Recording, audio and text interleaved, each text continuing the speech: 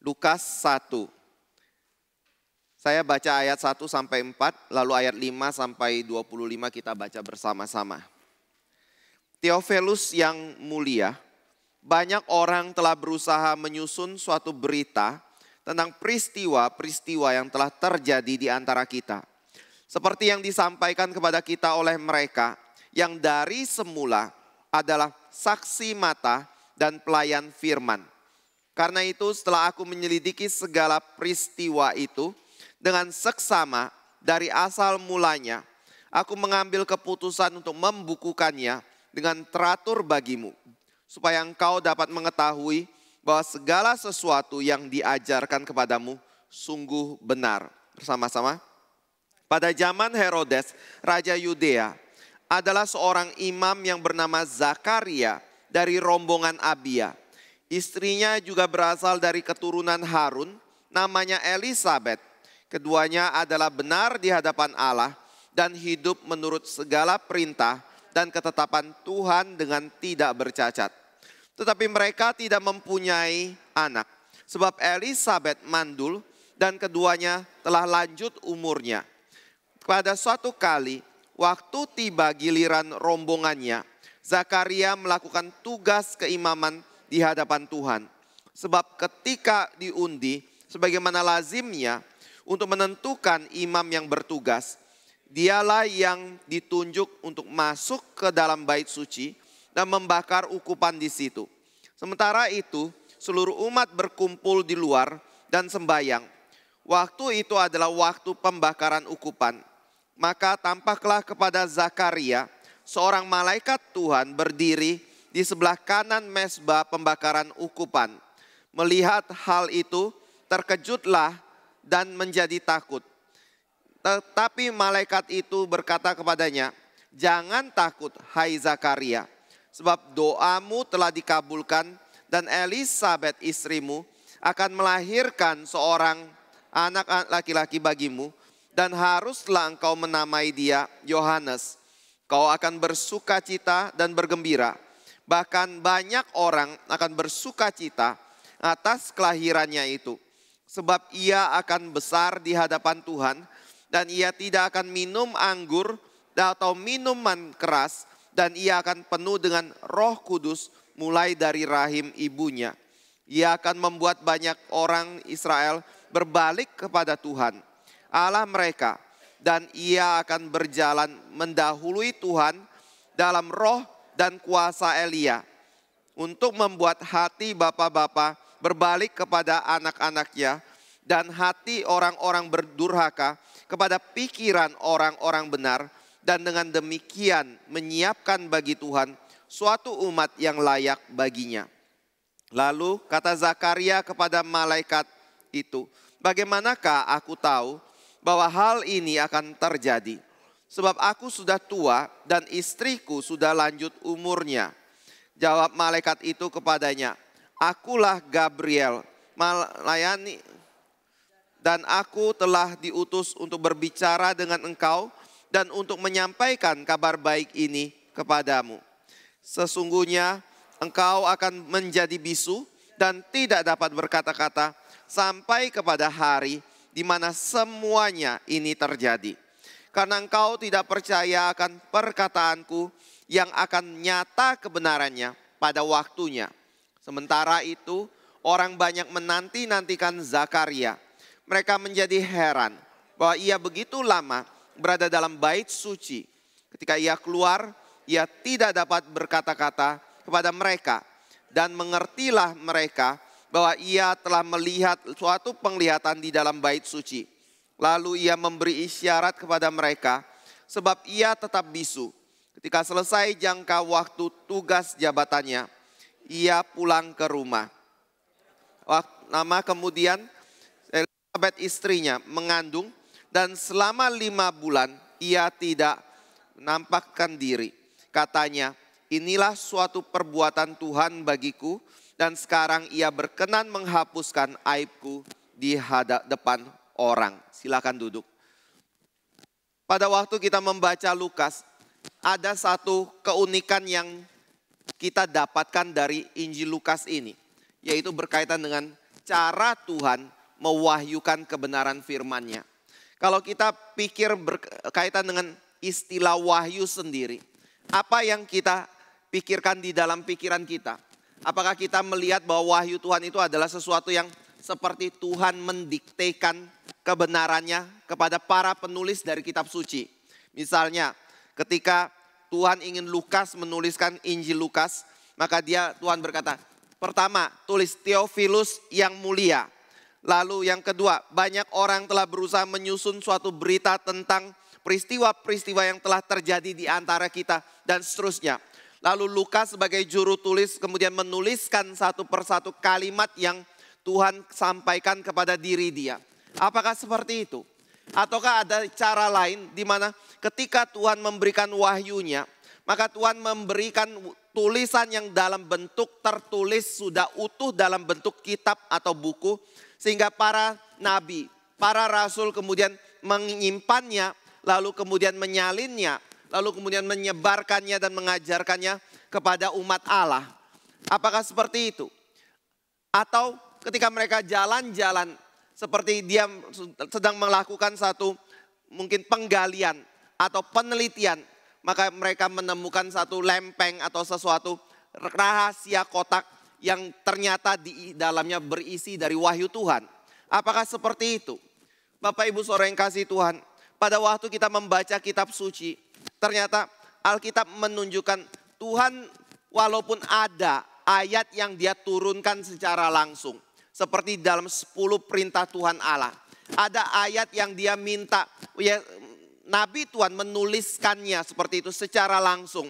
Tetapi menarik sekali, Alkitab kita umumnya atau mayoritas itu ditulis berdasarkan apa yang Tuhan kehendaki untuk manusia tulis, tetapi juga berdasarkan apa yang ingin ditulis oleh manusia. Maksudnya adalah bukan manusia dengan inisiatif dia sendiri, keinginan dia sendiri, atau sesuatu yang dia pikirkan sendiri, bijaksana dia sendiri untuk menuliskan firman Tuhan. Bukan seperti itu. Tetapi ketika manusia menulis, mereka menuliskan firman Tuhan. Tetapi ketika mereka menuliskan firman Tuhan itu, mereka menulis tanpa atau dengan melibatkan apa yang menjadi pemikiran mereka, pengalaman mereka, dan juga pengetahuan mereka di dalam menuliskan kebenaran kitab suci ini. Jadi maksudnya adalah Tuhan tidak menjadikan manusia hanya sebagai alat ketiknya, tetapi Tuhan melibatkan segala potensi yang dimiliki oleh manusia untuk turut menuliskan firman Tuhan. Tetapi pada waktu hal itu sudah selesai ditulis, maka Alkitab menyatakan apa yang ditulis itu adalah firman Tuhan. Saudara bisa baca di dalam 2 Timotius 3 ayat 16. Di situ dikatakan bahwa segala tulisan yang diilhamkan Allah memang bermanfaat untuk mengajar, untuk menyatakan kesalahan, untuk memperbaiki kelakuan dan untuk mendidik orang di dalam kebenaran. Dan kalimat yang digunakan di situ, segala tulisan yang diilhamkan Allah, itu berarti bahwa baik perjanjian lama maupun perjanjian baru adalah ilham dari Tuhan, adalah nafas dari Tuhan, atau adalah perkataan dari Tuhan Allah. Lalu kalau saudara baca di dalam 2 Petrus 1 ayat 20 dan 21. Di situ Petrus mengatakan ketika para penulis menulis kitab suci, maka tulisan yang dituliskan itu bukan berasal dari dorongan hati manusia, tetapi itu berasal dari dorongan Roh Kudus yang bekerja di dalam hati dari para penulis. Sehingga kita ketika membaca kitab suci, kita tidak boleh sembarangan di dalam menafsirkan tulisan yang dicatat di dalam kitab suci ini. Ada konsekuensi dari orang-orang yang berani sembarangan hati untuk menafsirkan apa yang ditulis di dalam kitab suci. Ini menjadi satu peringatan yang Petrus katakan berkaitan dengan orang-orang yang berusaha untuk menafsirkan tulisan Paulus secara sembarangan. Petrus memberikan satu warning, tetapi juga memberikan satu kesadaran bahwa orang-orang itu ada di bawah hukuman dari Tuhan. Atau mereka ada di dalam satu kebinasaan kalau mereka sembarangan di dalam menafsirkan kitab suci. Jadi pada waktu kita membaca firman, walaupun hal itu ditulis oleh manusia, tetapi bukan berarti tulisan manusia. Tuhan sanggup menggunakan manusia di dalam menuliskan kitab suci sebagai satu kebenaran yang tanpa ada kesalahan sama sekali. Lalu bagaimana caranya Tuhan melakukan hal itu? Ada yang mengatakan seperti ini. Coba baca kitab Yeremia.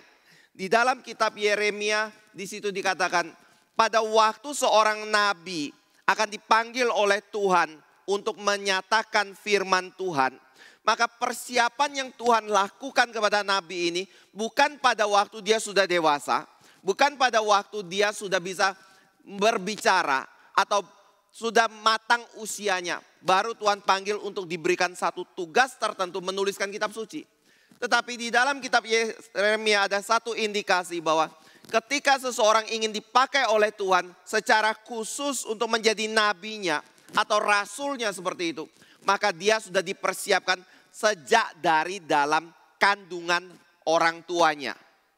Maksudnya adalah ketika seorang nabi akan diberikan satu tugas untuk menuliskan satu kebenaran tertentu. Berkaitan dengan apa yang Tuhan ingin nyatakan yang berbeda dari nabi yang lain atau rasul yang lain. Maka Tuhan menempatkan nabi atau rasul itu di dalam satu keluarga yang berbeda daripada keluarga yang lain. Di dalam konteks budaya yang berbeda dari konteks budaya yang lain. Di dalam satu pendidikan yang berbeda dari pendidikan yang lain yang diterima oleh nabi dan rasul yang lain. Musa dilahirkan dalam keluarga orang-orang Yahudi pada waktu mereka ada di dalam pembuangan.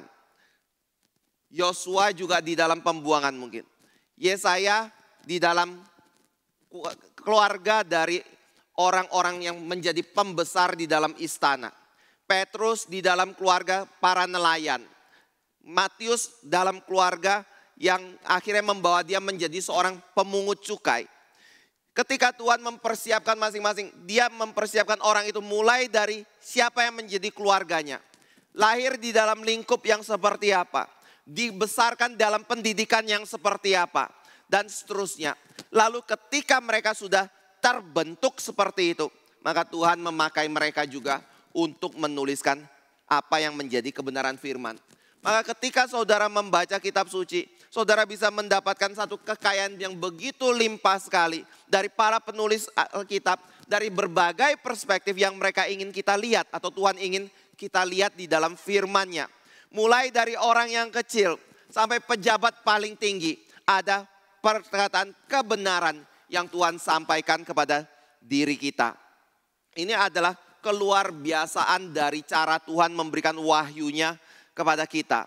Atau secara sederhana, saya menggunakan istilah dari pendeta Stephen Tong, yaitu ada waktu kita membaca Alkitab, cara Tuhan bekerja adalah dengan cara menggunakan organik inspirasi.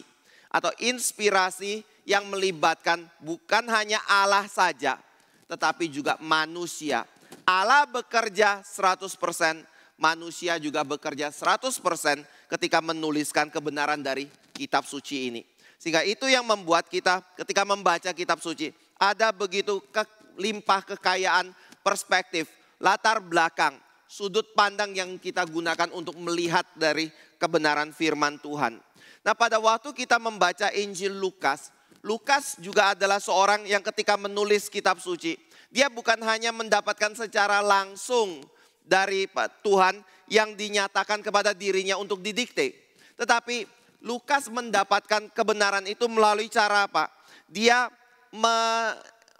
bukan menginterogasi, tetapi menginterview satu persatu daripada para saksi mata yang menjadi orang-orang yang melihat Yesus Kristus. Yang menjadi seorang yang kemudian terlibat dengan pelayanan dari Yesus Kristus. Bahkan ada kemungkinan Maria sendiri yang melahirkan Yesus Kristus ke dalam dunia ini, dia interview untuk mendapatkan cerita berkaitan dengan kelahiran dari Yesus Kristus. Itu sebabnya di dalam pasal 1 ini, ketika Lukas menuliskan suratnya, dia berkata bahwa berita ini adalah sesuatu yang sudah ada banyak orang yang menyusunnya. Tetapi aku akan menyusunnya kembali, dalam parafrase seperti itu. Setelah saya meneliti peristiwa itu dengan seksama dari asal mulanya. Asal mulanya kemungkinan dari para rasul yang masih hidup dan juga dari orang tua Yesus Kristus sendiri ketika Yesus dilahirkan oleh Maria. Jadi ada satu cara yang berbeda di dalam kita mendapatkan Injil Lukas ini. Tapi pada waktu kita berkata seperti itu, oh Lukas bukan wahyu Tuhan ya. Lukas adalah satu kitab atau Injil yang ditulis oleh Lukas melalui penelitian, melalui interview, melalui satu pembelajaran dari sejarah seperti itu. Kalau memang seperti itu, bukankah Injil Lukas itu bukan dari Tuhan? Bukankah itu berarti bahwa Injil Lukas itu adalah sesuatu yang ditulis oleh Lukas berdasarkan apa yang dia ingin sampaikan? Bapak Ibu Saudara yang kasih Tuhan, kalau kita berbicara seperti ini, mungkin kita akan menyesal sekali karena kita akan mendapatkan satu kesimpulan yang salah. Kalau kita berpikir bahwa Lukas menuliskan kitab suci ini berdasarkan apa yang menjadi dorongannya, berdasarkan penelitiannya, mungkin dalam pemikiran kita akan menemukan ada begitu banyak penyimpangan yang dilakukan oleh Lukas di dalam Injilnya. Tetapi saudara, sayangnya adalah pada waktu kita mempelajari sejarah tentang Injil Lukas, pada waktu kita membaca, kita meneliti satu persatu dari apa yang Lukas tuliskan, maka kita mendapatkan satu hal. Tidak ada satupun daripada tulisan Lukas yang tidak akurat. Tidak ada satupun dari tulisan Lukas yang tidak benar secara historis. Tidak ada satupun dari tulisan yang ditulis oleh Lukas yang secara geografis salah. Maksudnya adalah di zaman pra-Google, di zaman pra-AI, Lukas sudah bisa mendapatkan informasi yang begitu teliti, begitu detail, tanpa ada kesalahan sama sekali. Ketika berusaha diuji kebenarannya dari tokoh yang ada di dalam dunia ini, dari sejarawan, untuk menunjukkan kesalahan daripada Injil Lukas, mereka tidak menemukan ada kesalahan dari apa yang Lukas tuliskan tersebut. Jadi bagaimana itu? Apakah Lukas adalah seorang yang begitu teliti sekali dan informasi yang dia dapatkan begitu banyak? Ya mungkin saja. Tetapi saya juga percaya ada tuntunan dari Tuhan atau Roh Kudus di dalam memimpin Lukas menuliskan Injilnya tersebut. Jadi itu sebabnya di dalam bagian ini Lukas memberikan kepada kita satu pengertian bahwa apa yang aku dapatkan ini merupakan sesuatu yang aku bukukan melalui penelitian yang seksama, penyelidikan dari segala peristiwa yang ada dari asal mulanya. Dan itu sebabnya ketika kita membaca Injil Lukas, kita bisa menemukan cerita mengenai kelahiran Yohanes Pembaptis. Cerita mengenai kelahiran dari Yesus Kristus secara begitu detail sekali.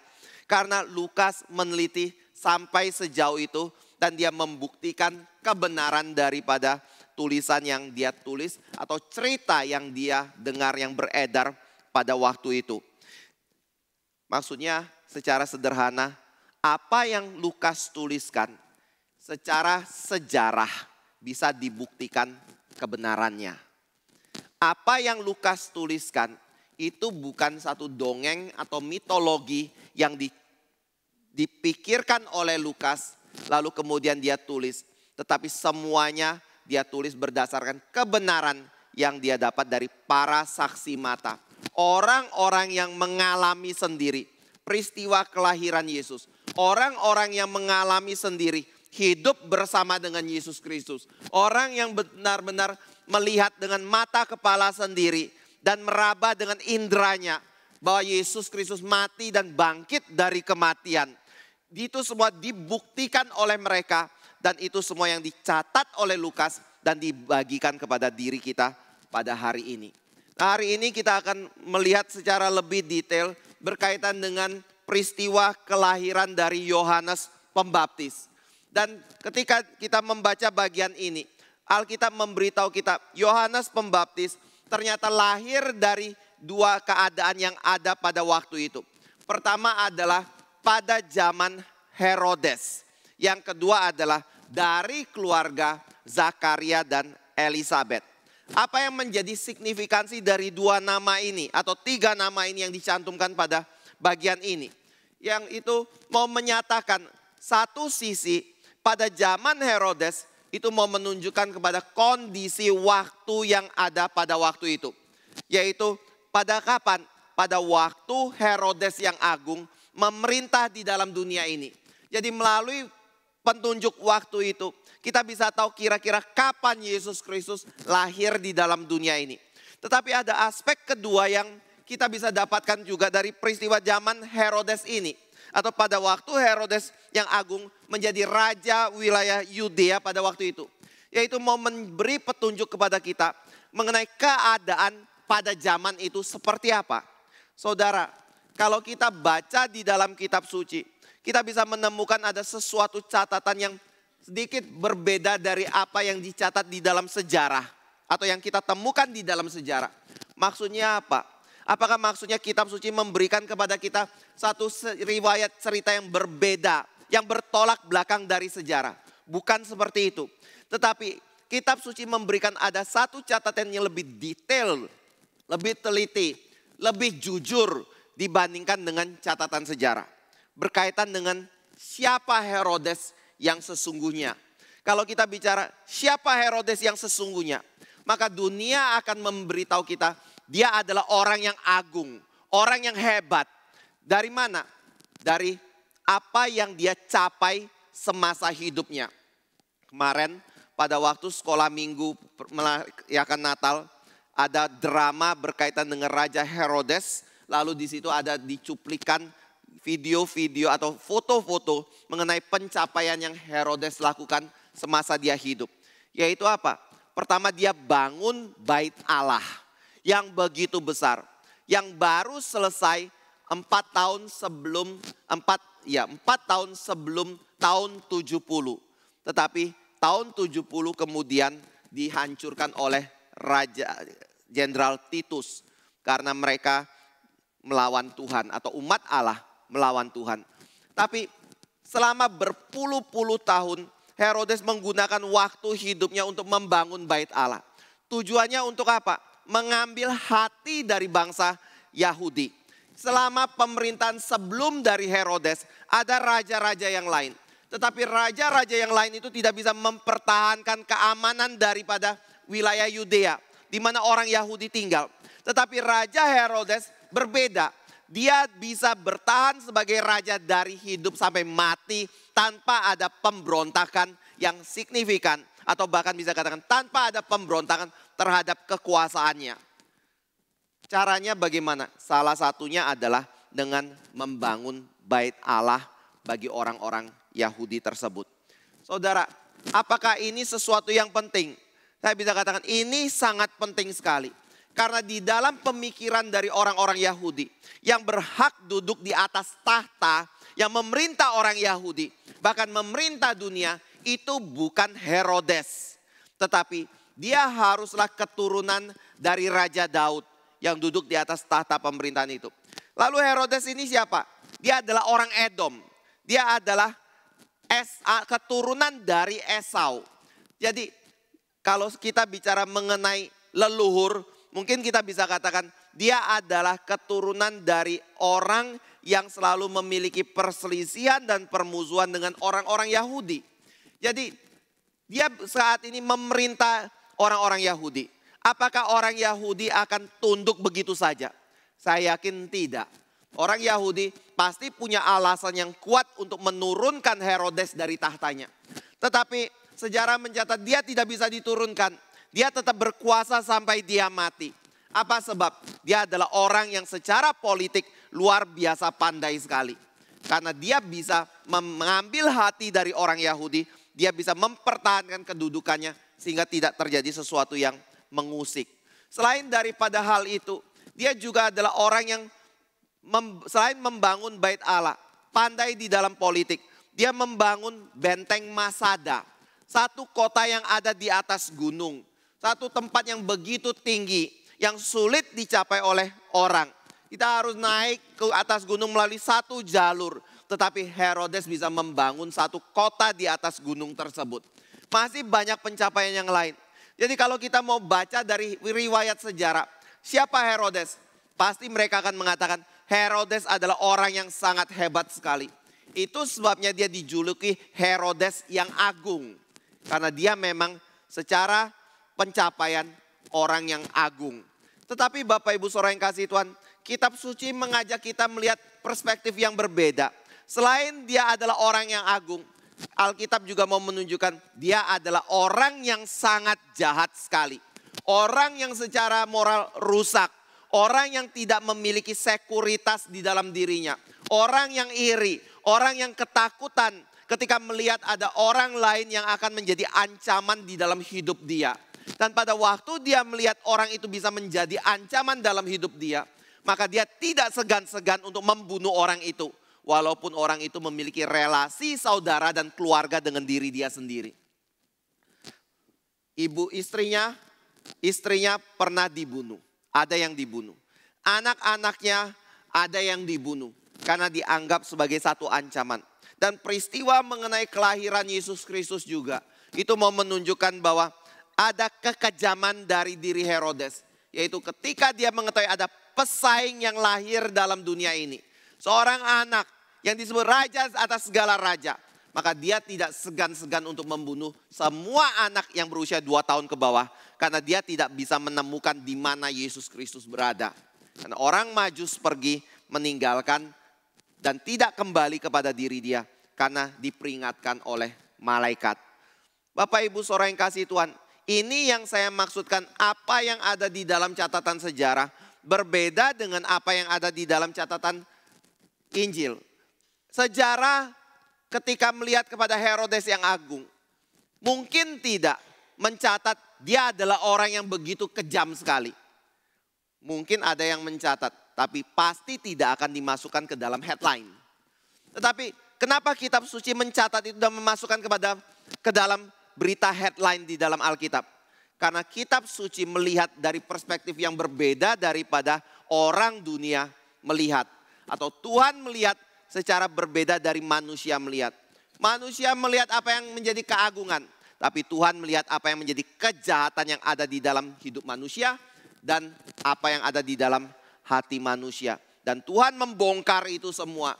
Manusia berusaha menutupinya, menjaganya. Supaya terlihat sebagai orang yang baik. Tapi Alkitab mencatat, tidak ada satu manusia pun yang bisa menutupi hal itu di hadapan Allah. Bahkan dosa Daud pun. Sampai dia sudah mati pun. Sampai puluhan tahun berlalu. Ratusan tahun berlalu. Ketika Injil pertama kali ditulis berkaitan dengan kelahiran dari Yesus Kristus. Tetap nama dari Batsheba tidak pernah dikatakan istri Daud. Tetapi istri dari Uria. Ada satu kebenaran yang Tuhan selalu ingat. Dari dosa manusia yang tidak mungkin bisa disimpan dan ditutupi dan dihapus daripada riwayat hidup kita. Harinya akan tiba, semua orang yang menolak Yesus Kristus akan berdiri di hadapan Yesus Kristus sebagai hakim dari semua manusia untuk mempertanggungjawabkan semua perbuatan dosa yang dia lakukan dalam hidup dia. Jadi pada waktu kita melihat kepada Injil, kita akan menemukan bahwa Yesus atau Yohanes Pembaptis dan Yesus Kristus sendiri lahir pada waktu kapan? Herodes yang agung menjabat sebagai raja di situ. Maksudnya bagaimana? Maksudnya adalah mereka hidup pada zaman atau lahir pada zaman keadaan di wilayah Herodes atau di wilayah kekuasaan dari umat Allah. Ada di dalam wilayah yang begitu suram, begitu gelap. Karena mereka memiliki seorang pemimpin yang walaupun terlihat begitu agung. Bahkan rela untuk mencairkan emas demi untuk menolong orang-orang yang di bawah kekuasaannya ketika mereka mengalami kesulitan. Tetapi secara moralitas adalah orang yang begitu bejat di hadapan dari Tuhan Allah sendiri. Selain dari hal itu, kita juga bisa melihat umat Allah sendiri ada di dalam kondisi yang sepertinya beribadah kepada Tuhan. Sepertinya taat kepada Tuhan. Tapi kalau saudara melihat ketika Yesus berbicara kepada mereka, ternyata Yesus menemukan satu hal. Dia tidak pernah mempercayakan dirinya kepada orang-orang yang mengikut dirinya. yang banyak itu, yang ribuan itu. Karena apa? Yohanes mengatakan Yesus mengetahui hati mereka masing-masing. Pada waktu Yesus melayani juga, Yesus berkata dari perspektif dia tahu hati manusia.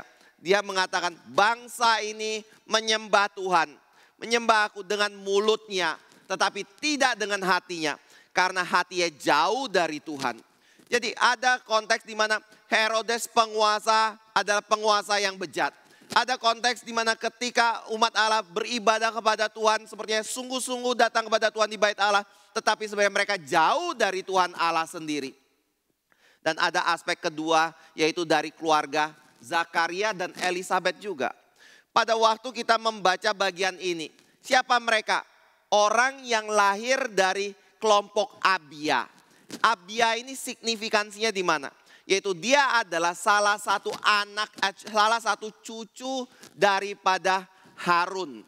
Yang mau menyatakan bahwa di dalam budaya orang Yahudi, mereka sangat ketat sekali di dalam menjaga hukum Tuhan.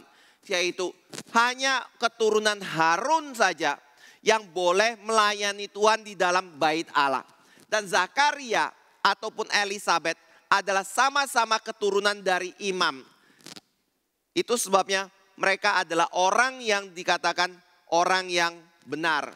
Bukan karena mereka memiliki kehidupan yang benar, maka mereka dikatakan benar. Tapi karena mereka mendapatkan kasih karunia dari Tuhan dalam hidupnya, maka mereka disebut dengan orang yang benar. Dan mereka bisa melayani Tuhan dengan satu kesalehan di dalam hidup mereka. Ya, tapi pada waktu mereka dikatakan sebagai orang yang benar dan salah itu, ternyata di dalam keluarga Zakaria dan Elisabeth ada kegelapan juga. Kegelapannya dari mana? Kegelapannya adalah dari di mana mereka dikatakan sebagai orang yang tidak memiliki keturunan. Elisabeth adalah orang yang mandul. Bapak Ibu saudara yang kasih Tuhan, kenapa disebut gelap? Karena di dalam tradisi orang Yahudi ada satu anggapan, keluarga harus punya anak. Anak berarti keluarga itu diberkati oleh Tuhan.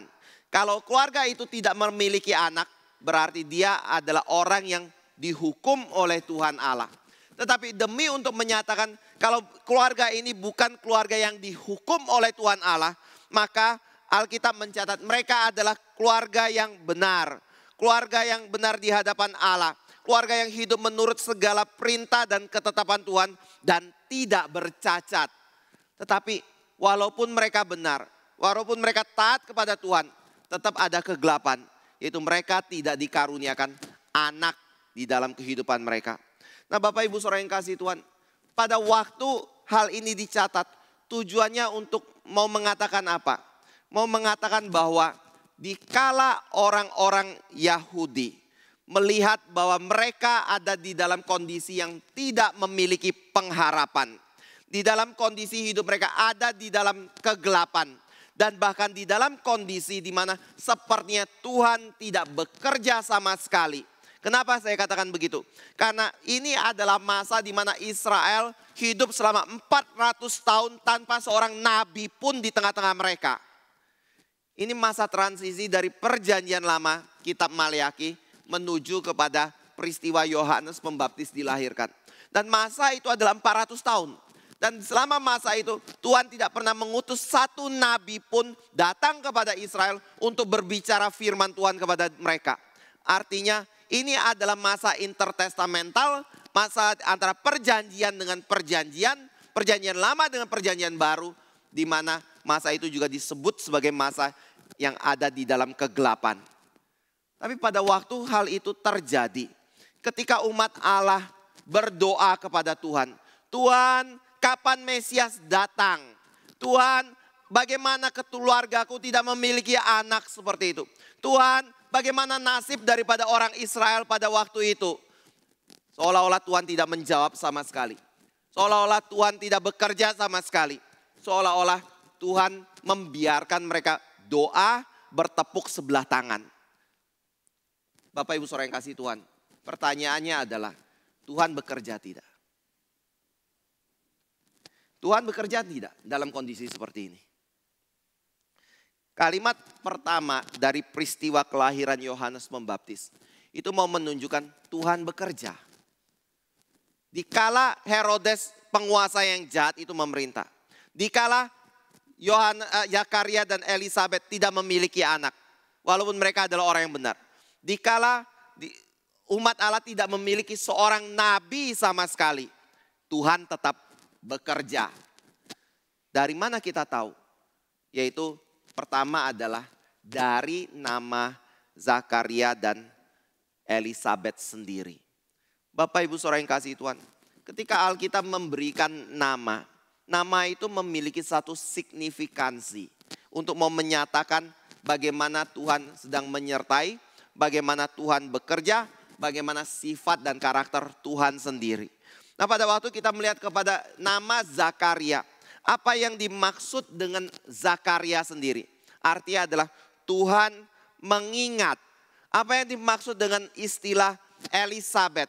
Yaitu Tuhan adalah Allah yang bersumpah kepada saya. Atau dengan kata lain kita bisa berkata, pertama Zakaria berarti Tuhan adalah Allah yang mengingat. Atau kalau kita tafsirkan dari perspektif Mazmur 121, dia adalah Allah yang menjadi penjaga dari umatnya. Tapi bagaimana dengan Elisabet? Dia bisa dikatakan sebagai Allah yang bersumpah kepadaku. Atau istilah lainnya adalah Allah yang setia kepada umatnya. Jadi pada waktu kita membaca bagian ini, walaupun kondisi sepertinya begitu gelap sekali, Alkitab mau menunjukkan Allah adalah penjaga umatnya. Dia tidak pernah meninggalkan umatnya. Dan dia juga adalah Allah yang setia kepada umatnya. Dari aspek kedua adalah dari dicatatnya Elisabet sebagai seorang yang mandul. Bapak Ibu Saudara yang kasih Tuhan, ketika kita baca kitab suci menarik sekali. Alkitab mau menunjukkan setiap kali Tuhan bekerja, rata-rata Tuhan bekerja melalui perempuan yang mandul. Contohnya siapa? Misalnya Abraham, Sarah mandul, Ishak, Ribka mandul. Lalu siapa lagi? Hana, ibu Samuel yang mandul. Kemudian di bagian ini Elisabet yang mandul. Maksudnya bagaimana? Maksudnya adalah ketika Tuhan ingin membangun satu umat perjanjian. Umat yang ada di dalam anugerah Tuhan. Yang benar bukan berdasarkan usaha manusia. Tetapi berdasarkan kasih karunia dari Tuhan Allah sendiri. Tuhan membangun umatnya itu dari perempuan-perempuan yang mandul. Termasuk Maria tapi bukan mandul tanpa ada suami sama sekali. Yang mau menunjukkan bahwa saat ini Tuhan sedang bekerja, mau bekerja, menjalankan tugas penebusannya atau pekerjaan penebusannya bagi manusia yang berdosa. Jadi pada waktu Lukas mencatat mengenai peristiwa Zakaria dan Elisabet, melalui peristiwa Herodes yang berkuasa, Lukas mau mengatakan, kita jangan terlalu cepat berkata, Tuhan telah meninggalkan kita. Tuhan tidak peduli lagi dengan diri kita. Tuhan seolah-olah mendiamkan kita. Ingat baik-baik, dia tetap adalah penjaga dari umatnya. Dan dia adalah Allah yang setia kepada umatnya. Dan tidak pernah meninggalkan umatnya. Bapak Ibu Saudara yang kasih Tuhan, ini kalau kita tarik dalam kehidupan kita, mungkin kita bisa berkata seperti ini. Pada waktu kita sakit, pada waktu kita ada di dalam pergumulan, pada waktu kita ada di dalam satu krisis dalam hidup kita, pada waktu sepertinya orang-orang mulai meninggalkan kita, pada waktu kita berdoa kepada Tuhan, keadaan sepertinya tidak berubah dalam kehidupan kita. Seperti apa yang ada saat ini, yang ada di dalam kekelaman dan kesuraman. Kita boleh percaya satu hal, kalau kita adalah umat Allah, Tuhan ada beserta kita atau Tuhan meninggalkan kita. Tuhan selalu bekerja di dalam kondisi seperti itu atau Tuhan sepertinya angkat tangan terhadap diri kita. Bapak Ibu Saudara yang kasih Tuhan, dulu saya atau sekarang atau sebelumnya saya suka mengutip satu kalimat ya. Berbahagialah mereka yang tidak melihat tetapi percaya. Amin tidak? Amin. Cuma Pak Michael yang manggut. Yang lain amin enggak? Amin ya. Berbahagialah mereka yang tidak melihat tapi percaya. Melihat apa? Melihat apa? Atau tidak melihat apa? Tidak melihat keselamatan. Tidak melihat Yesus. Mungkin ada faktor tidak melihat Yesus. Tetapi bisa nggak kita ngomong, pada waktu kita tidak melihat ada kemungkinan berubah di depan. Pada waktu kita tidak melihat ada kemungkinan kita disembuhkan. Pada waktu kita tidak melihat ada kemungkinan kita bisa keluar dari satu tekanan penderitaan. Tidak melihat ada kemungkinan untuk keluar dari akibat kesalahan yang kita lakukan dalam hidup kita. Bisa nggak seperti itu? Tapi kita tetap beriman kepada Tuhan. Imannya kepada Tuhan yang seperti apa? Dia adalah Allah yang menjaga. Dan dia adalah Allah yang setia dan tidak pernah meninggalkan umatnya. Dan itu membuat kita bisa yakin di tengah-tengah keadaan seperti itu. Seperti pada waktu umat Allah ada di dalam kondisi yang suram itu. Tuhan tetap bekerja. Dia tidak tidur. Dia tidak melupakan kita. Dia tidak meninggalkan kita. Tapi justru ketika kita ada di dalam kondisi itu, sebenarnya dia sedang bekerja untuk menyertai kita di dalam kondisi tersebut. Saya sangat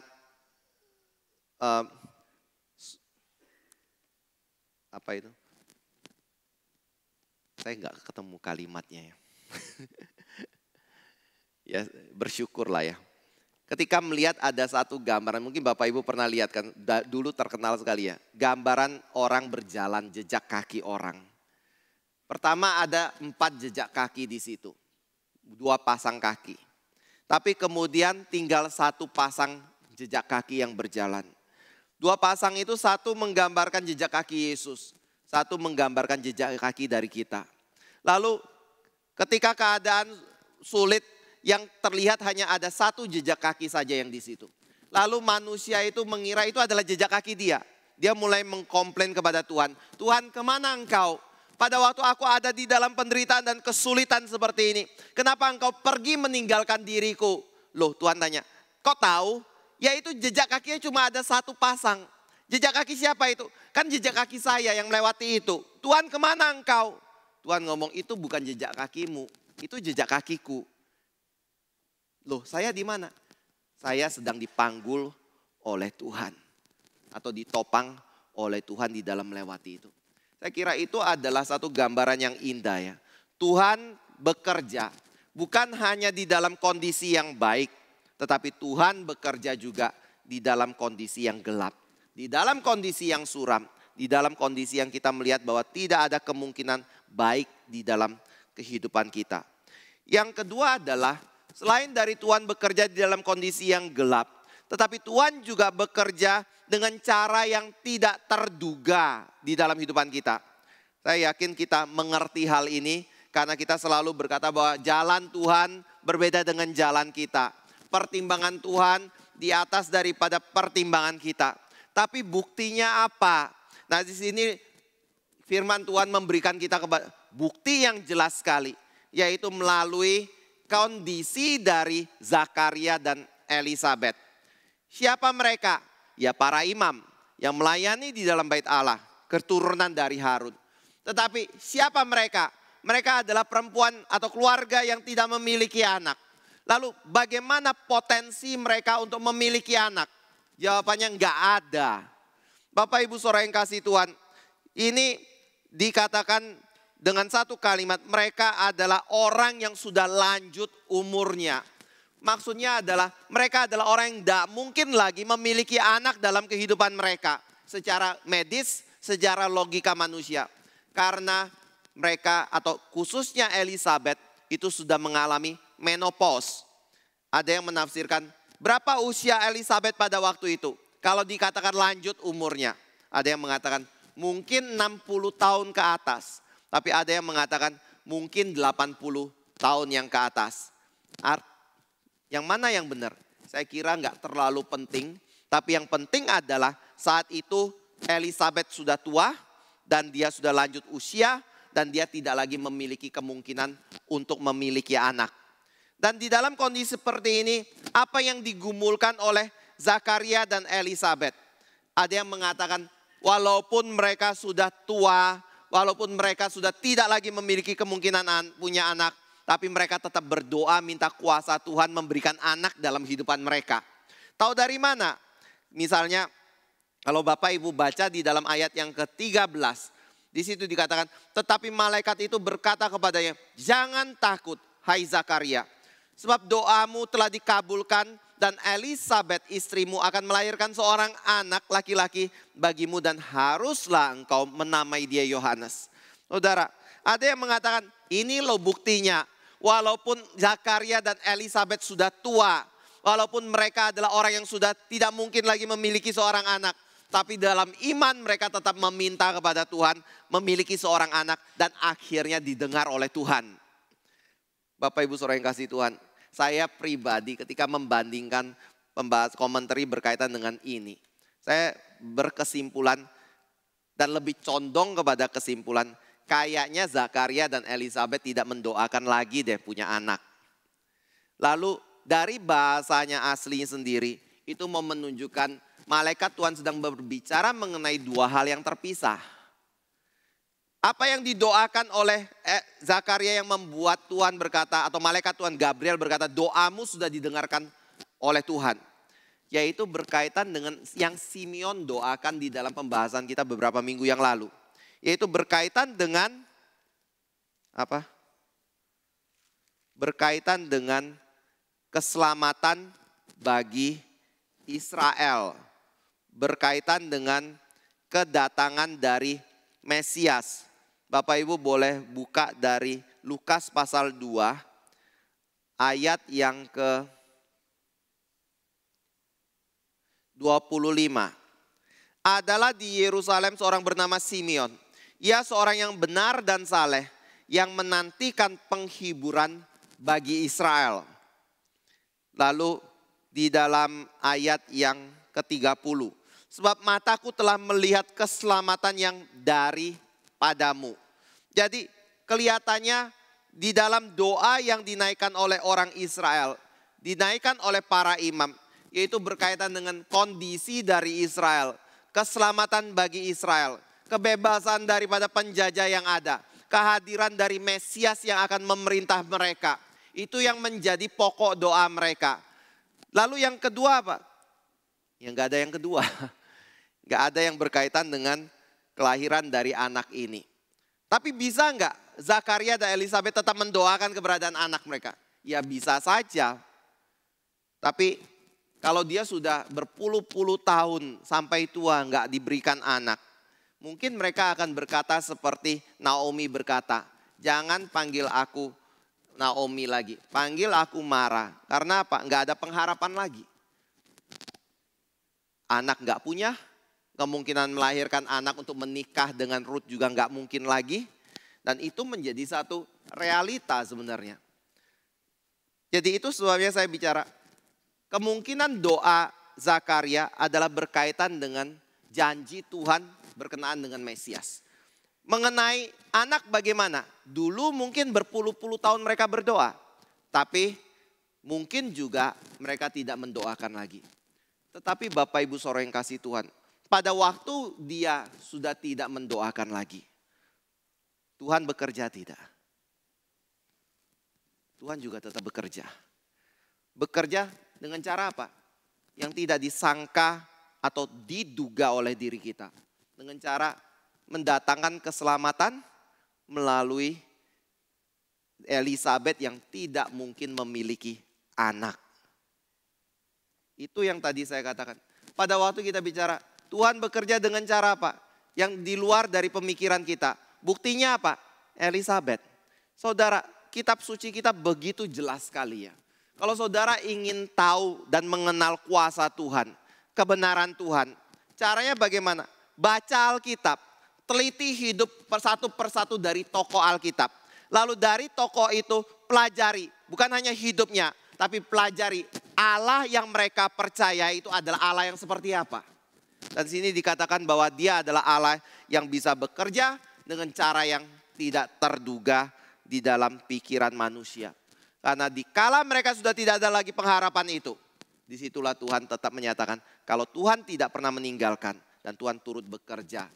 Bekerja mendatangkan Mesias melalui siapa? Melalui orang yang tidak mungkin bisa melahirkan pembuka jalan bagi Mesias di dalam dunia ini. Tapi ini adalah kuasa dari Tuhan kita. Yang ketiga adalah pada waktu dia bekerja atau Allah bekerja. Bapak Ibu Saudara yang kasih Tuhan, kita seringkali mungkin berpikir dia adalah Allah yang berdaulat. Kalau dia adalah Allah yang berdaulat, maka dia bisa bekerja walaupun kita tidak sedang melakukan apapun. Saya setuju. Dia adalah Allah yang berdaulat. Dan dia adalah Allah yang maha kuasa. Dia bisa bekerja pada waktu kita tidak bekerja. Contohnya di mana? Contohnya adalah di dalam Mazmur misalnya 125 atau 126 ya. Di situ dikatakan bahwa Tuhan memberkati kita dikala kita sedang tidur. Betul kan? Berkaitan dengan apa? Kekhawatiran kita untuk mendapatkan berkat. Betul nggak 126 atau 127, 128 itu? Nanti buka sendirilah ya. Itu berkaitan dengan janji berkat Tuhan bagi keluarga. 128.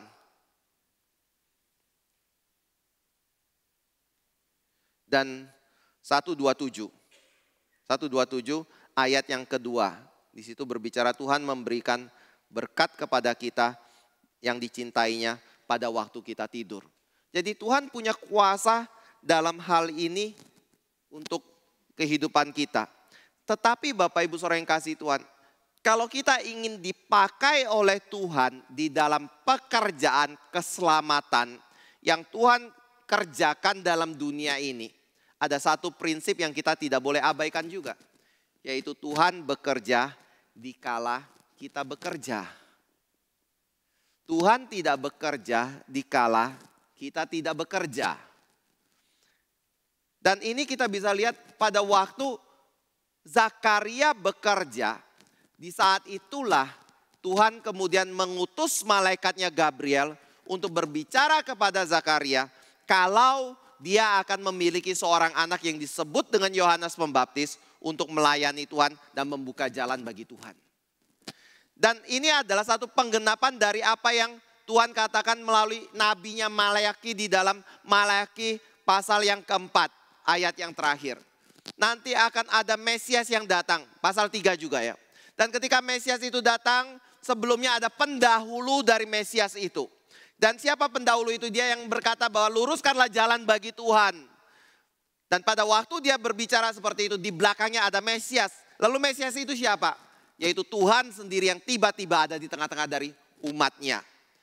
Lalu setelah peristiwa itu, Gabriel berkata bahwa dia akan membawa hati bapak-bapak kepada, hati anak-anak kepada bapaknya. Dan hati bapak kepada umatnya. Melalui pelayanan dari Yohanes Pembaptis ini. Tetapi semua ini diberikan kapan waktunya? Bukan pada waktu Zakaria sedang tidak menjabat.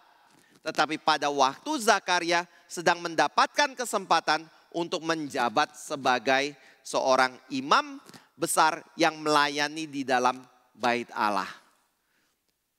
Jadi Bapak Ibu Saudara yang kasih Tuhan, pada waktu kita ingin dipakai oleh Tuhan, Bapak Ibu jangan pikir tunggu waktunya, semedi, doa, baca Alkitab, doa, lalu pikir bahwa Tuhan bisa memberikan mendadak satu wahyu kepada diri kita untuk mengutus kita bekerja melakukan satu tugas tertentu. Saya kira ada perbedaan prinsip di sini. Kalau Bapak Ibu Saudara ingin dipakai oleh Tuhan, Bapak Ibu Saudara ingin lebih mengerti kehendak Tuhan, Bapak Ibu Saudara ingin lebih dipakai lebih besar daripada sebelumnya, mulai melayani, mulai bekerja di dalam kerajaannya. Dari situ Tuhan akan memberikan beban yang lain atau beban yang lebih jelas dalam kehidupan pelayanan yang kita kerjakan dalam hidup kita. Selain dari pengertian ini, ketika kita melihat Zakaria yang melayani, kita juga bisa melihat ada satu prinsip pelayanan yang penting. Bapak Ibu Saudara yang kasih Tuhan, Zakaria adalah salah satu imam dari banyak sekali imam yang menjadi keturunan Harun yang memiliki kesempatan atau potensi untuk melayani di dalam bait Allah. Yosefus memberi petunjuk, ada kemungkinan mungkin 20.000 imam yang melayani bait Allah pada waktu itu. Dan siapa yang bisa melayani di antara 20.000 itu? Ya 20.000 itu. Tetapi apakah mereka adalah orang-orang yang secara bersamaan melayani? Menurut prinsip Yahudi tidak. Orang yang melayani adalah orang yang dibuang undinya. Yang namanya didapatkan ketika undi itu didapatkan. Maka dia baru bisa melayani. Setelah namanya itu diundi, maka namanya tidak akan dimasukkan lagi ke dalam undian untuk undian berikutnya. Namanya akan dikeluarkan daripada undian itu. Jadi coba bayangkan, kalau 20.000 orang yang melayani. Zakaria sudah tua pada waktu itu. Dan dia baru dapat kesempatan untuk melayani waktu itu. Kira-kira pelayanan itu bagi Zakaria satu beban atau satu privilege. Kenapa saya tanya gini? Karena ada kemungkinan seorang imam besar hanya diberi kesempatan untuk melayani di dalam bait Allah satu kali seumur hidupnya. Atau bahkan mungkin ada yang nggak dapat kesempatan sama sekali. Karena dia sudah keburu mati. Bapak Ibu saudara yang kasih Tuhan. Kalau Bapak Ibu yang jadi Zakaria pada waktu itu. Dapat undian itu. Kira-kira Bapak Ibu akan ngomong kayak gini enggak? Aduh maaf ya. Saya sudah atur schedule mau jalan-jalan ke luar negeri. Bisa enggak tolong diganti dengan orang lain? Aduh sorry ya. Saya betul-betul maaf saya kali ini enggak bisa deh. Karena ada hal yang lebih penting daripada melayani sebagai imam besar di dalam bait Allah. Atau Bapak Ibu akan tanpa pikir dua kali pelayanan atau jalan-jalan keluar. Dan yang lain-lain itu langsung di cancel demi untuk bisa melayani Tuhan di dalam bait Allah. Yang mana? Prioritas kita yang bait Allah atau yang di luar bait Allah?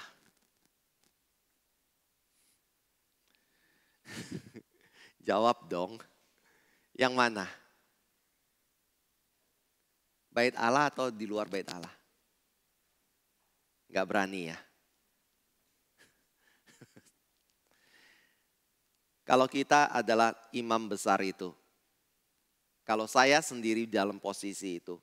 Saya pikir mungkin saya akan batalkan yang lain. Dan melayani di dalam bait Allah. Karena tidak ada kemungkinan kesempatan kedua. Itu satu-satunya kesempatan seumur hidup. Mau nunggu undi yang berikutnya. Mungkin saya sudah keburu mati. Bapak Ibu saudara yang kasih Tuhan. Ini membuat pada waktu kita melayani Tuhan. Kita harus melihat pelayanan itu adalah bukan hanya sebagai beban. Tetapi sebagai hak istimewa. Karunia istimewa yang Tuhan berikan bagi kita. Kemarin waktu saya melayani di KMK Pasca Sarjana UGM. Ada satu hal menarik. Saat itu saya juga diminta untuk menjadi pendeta yang meneguhkan jabatan dari pengurus yang baru.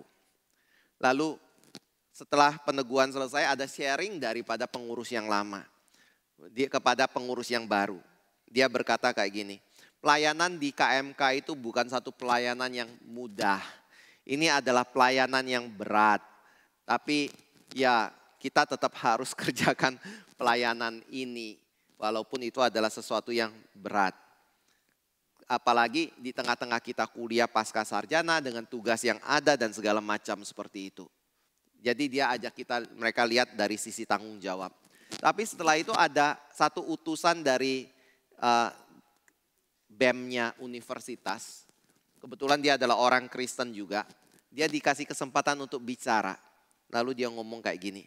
Saya mau bicara dari perspektif yang berbeda intinya. Kalau tadi dikatakan pelayanan itu berat. Karena ada tanggung jawab yang kita harus lakukan selain daripada pelayanan yang kita kerjakan. Itu kuliah dan tugas dan penyelesaian dari studi.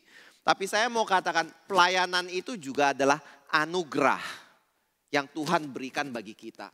Hak istimewa yang Tuhan berikan bagi kita. Saat itu saya langsung aminkan perkataan itu. Bapak Ibu saudara yang kasih Tuhan, Petrus berkata, setiap orang Kristen itu nggak perlu menunggu seperti imam besar Zakaria yang seumur hidup satu kali masuk ke dalam bait Allah. Tapi setiap orang Kristen itu adalah imamat yang rajani.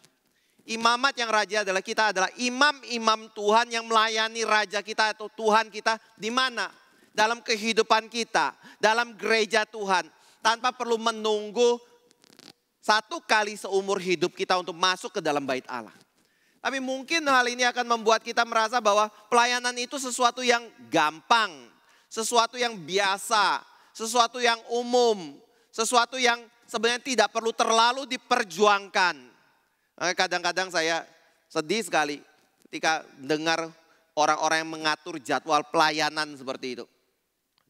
Pertama dia ngomong kayak gini, Pak bisa nggak tolong kasih tahu jemaat supaya mau melayani. Loh kenapa? Iya loh Pak, susah banget suruh jemaat itu melayani. Diatur schedule-nya aja selalu tolak. Kalau bisa ada orang lain yang melayani. Tolong sampaikan kalau pelayanan itu adalah satu anugerah dan ajak mereka untuk bisa melayani. Ini kesempatan saya ngomong ya, jarang saya ngomong ini. Yang kedua adalah kadang-kadang saya juga nemuin, Pak itu ya aneh banget ya, jengkelin kadang-kadang. Kenapa? Itu kalau si A dijadwalin melayani, dia tahu dia dijadwalin dengan si B, dia akan minta ganti jadwalnya. Loh kenapa? Karena dia nggak suka sama si B. Makanya dia minta dengan orang yang lain kayak gitu.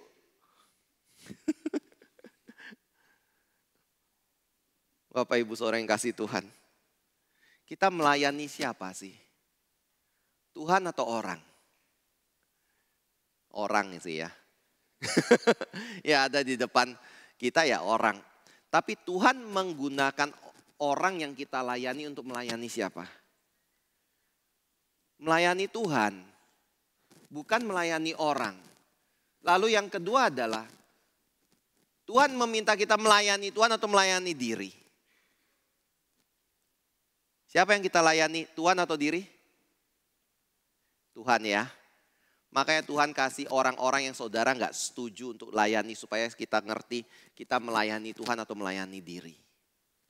Jangan terlalu gampang untuk mengganti posisi pelayanan. Coba lihat kalau pengaturan itu mungkin bersumber dari Tuhan supaya kita belajar mengasihi orang yang kita nggak suka itu. Supaya kita menguji diri kita kalau kita sedang melayani diri atau melayani Tuhan dalam hidup kita. Bapak Ibu saudara yang kasih Tuhan, Zakaria mengerti bahwa pelayanan itu adalah satu privilege yang bersumber dari Tuhan. Saya harap kita pun yang mungkin schedule-nya tiap minggu atau tiap berapa minggu sekali untuk melayani. Kita mengerti bahwa walaupun itu adalah schedule yang mungkin lebih rutin daripada Zakaria melayani. Tetapi kita tahu bahwa setiap kali ada kesempatan pelayanan itu adalah hak istimewa yang Tuhan berikan dalam hidup kita untuk melayani Dia. Jadi kapan Tuhan mau pakai kita? Pada waktu kita melayani. Bukan pada waktu kita menganggur. Tapi pada waktu kita bekerja di dalam kerajaannya. Dua terakhir ya. Yang saya cepat saja. Yang pertama apa? Tuhan melayani di kala atau bekerja di kala gelap. Yang kedua Tuhan bekerja dengan cara yang tidak terduga. Yang ketiga adalah Tuhan bekerja di waktu kita bekerja. Yang keempat adalah Tuhan bekerja di kala kita tidak memberikan respon yang benar atau yang baik. Saudara, kadang kalau kita melayani, hal yang kita akan lihat pertama adalah sikap orang itu terhadap diri kita seperti apa. Sikap orang itu di dalam pelayanan bagaimana. Lalu dengan hal itu kita kemudian mulai menghakimi, Tuhan tidak mungkin bekerja melalui orang itu. Dia nggak menjadi berkat seperti itu. Tapi peristiwa Zakaria itu mau menunjukkan bahwa Tuhan tetap bekerja. Dari mana? Pada waktu Zakaria dihampiri Gabriel, lalu Gabriel berkata, engkau akan mengandung istrimu, lahirkan seorang anak. Zakaria ngomong sama malaikat Gabriel, bagaimana aku tahu bahwa hal itu akan terjadi? Sebab aku sudah tua dan istriku sudah lanjut umurnya. Lalu Gabriel berkata, tahu tidak, aku adalah Gabriel yang melayani di hadapan Allah. Lalu Gabriel ngomong bahwa engkau tidak percaya kepada kebenaran yang Tuhan katakan. Nah sekarang, waktu Zakaria tidak percaya, Gabriel pergi cari orang lain enggak? Yang mau percaya? Enggak kan? Ada orang berkata seperti ini, kenapa, apa itu? Ya ini bicara tentang kedatangan Kristus yang kedua kali ya. Salah satunya, kenapa Tuhan bekerja di dalam gereja saat ini? Karena orang Yahudi menolak Yesus Kristus. Itu sebabnya Yesus tidak bekerja melalui orang Yahudi lagi, tapi melalui gereja hari ini. Yaitu orang-orang bukan Yahudi. Saya nggak percaya seperti itu ya. Karena pada waktu bicara orang bisa menolak Yesus, memang bisa. Tetapi kalau dia menolak Yesus, akhirnya Yesus mengalami dampak dari penolakan itu. Yang membuat dia tidak bisa bekerja melalui orang itu lagi. Itu adalah satu kesalahan di dalam mengerti kuasa Tuhan. Tuhan sanggup bekerja dikala kita tidak setuju dengan Tuhan. Tuhan sanggup bekerja dikala kita menolak Tuhan atau tidak percaya kuasa Tuhan dalam kehidupan kita. Tuhan tetap bekerja. Zakaria pada waktu tidak percaya istri akan hamil, Tuhan tetap menjadikan istrinya hamil. Itu adalah kuasa Tuhan. Jadi itu sebabnya pada waktu kita berbicara mengenai kuasa Tuhan, apa menjadi pekerjaan Tuhan, yaitu Tuhan bekerja dikala kita pun tidak memberikan respon yang baik di dalam kehidupan kita. Nah saya percaya ini adalah hal yang sangat menghibur sekali. Karena setiap pelayan Tuhan yang sungguh-sungguh mau melayani Tuhan dengan baik, pasti pernah mengalami hal-hal yang tidak baik dalam hidup dia. Maksud tidak baik adalah mungkin dia ada di dalam keadaan yang pernah tidak percaya kepada Tuhan sepenuhnya. Dalam keadaan yang mungkin tidak memberikan respon yang dipenuhi dengan cinta kasih dalam hidup dia. Yang membuat orang mulai memusuhi dia atau marah dan kecewa kepada diri dia dan yang lain-lainnya. Tapi dalam ayat ini saya mau sampaikan Tuhan tetap bekerja melalui orang itu. Kalau orang itu adalah orang yang dipakai oleh Tuhan. Hati-hati kalau kita terlalu cepat mengambil keputusan untuk menolak seseorang. Mungkin yang ditolak adalah diri kita, bukan orang yang kita tolak. Karena Alkitab menyatakan siapa yang dipakai oleh Tuhan, walaupun dia penuh dengan kelemahan dan kekurangan, tetap dia akan dipakai Tuhan. Selain dari Zakaria ini contohnya siapa? Bapak Ibu pernah baca Imam Harun? Pernah nggak berpikir kenapa ya Tuhan nggak pernah menghukum Imam Harun? Padahal 3.000 orang yang menyembah patung lembu emas itu mati loh hari itu. Tapi kok Imam Harun nggak diturunkan dari jabatannya? Padahal dia yang membuat patung lembu emas. Bapak Ibu saudara yang kasih Tuhan, saya nggak ngomong kita boleh lakukan itu ya. Hal yang membuat Tuhan kecewa dengan diri kita. Tapi yang saya mau ngomong adalah jangan terlalu cepat patah semangat juga. Dikala kita melakukan kesalahan di dalam melayani, jangan terlalu cepat mundur. Karena Tuhan mungkin sedang menguji kita dan Tuhan tetap bisa bekerja melalui kekurangan yang kita miliki. Terakhir adalah ada dampak dari ketidakpercayaan tidak? Ada, yaitu hukuman. Zakaria ketika tidak percaya kepada perkataan Tuhan, dia dihukum dengan bisu. Dia nggak bisa bicara. Jadi ada konsekuensi. Kalau kita tidak mau taat kepada Tuhan, pasti ada konsekuensi. Kalau kita tidak mau percaya kepada Yesus Kristus, pasti ada hukuman kekal yang Tuhan akan berikan di dalam kehidupan orang. Karena di sini juga dikatakan ketika Zakaria tidak percaya, dia tidak lewat begitu saja. Walaupun hukuman yang Tuhan berikan pada diri dia juga adalah sesuatu yang merupakan bagian dari pekerjaan Tuhan untuk menyatakan kalau Yohanes Pembaptis itu adalah satu pribadi yang lahir dalam dunia ini yang menyatakan bahwa Tuhan mulai bekerja untuk mendatangkan keselamatan bagi umatnya. Kiranya Tuhan boleh memberkati kita ya. Mari kita masuk dalam doa. Kami sungguh bersyukur Bapa untuk kebenaran firman yang boleh Engkau nyatakan bagi kami. Sesuatu yang begitu indah sekali yang telah Engkau kerjakan dan Engkau singkapkan bagi kami. Hingga kami boleh lebih mengerti Engkau ya Tuhan. Kuasa-Mu, hikmat-Mu, bijaksana-Mu, dan kedaulatan-Mu dalam kehidupan kami. Biarlah kami boleh belajar lebih merendahkan diri ya Tuhan di hadapan Engkau. Dan lebih belajar untuk percaya kepada Engkau dan belajar setia kepada Engkau seperti Engkau adalah Allah yang setia dan tidak pernah ingkar janji-Mu. Kami sungguh bersyukur dan kami serahkan jam waktu berikutnya hanya di dalam nama Tuhan Yesus Kristus. Amin.